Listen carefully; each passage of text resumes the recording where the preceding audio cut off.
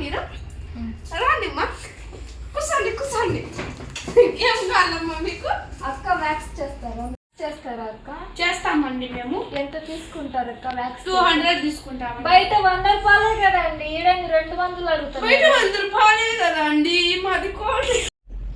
అబ్బాయి ఏంటండి క్వాలిటీ కలుస్తున్నారు చెయ్యి అంటే బయట మిమ్మల్ని అంత కాల్చం లేదండి, మెల్లగా అని ఓపిక కట్టాలండి మీకు. కనీసం పౌడర్ కూడా ఏంటండి మేకప్ వేస్తున్నారా అండి చెయ్యికి?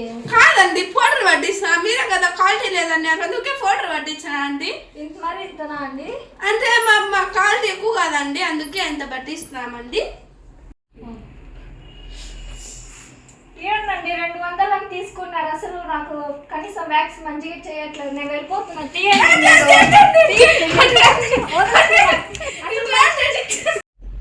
హాయ్ అండి, అందరికీ నమస్తే.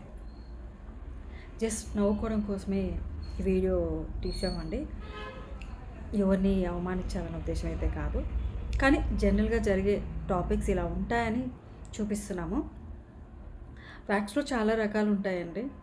ఒక్కొరు క్వాలిటీ మెయింటైన్ చేస్తుంటారు, కానీ చేసే విధానం సరిగ్గా తెలియకుండా కూడా చాలామంది వ్యాక్స్ చేస్తుంటారు, పాలలు నడుపుతుంటారు. సో దయచేసి మీరు మంచిగా చేసేది క్వాలిటీని, యూనిక్ని గమనించి వెళ్ళాల్సిందిగా కోరుచున్నాము. Thanks for the watching.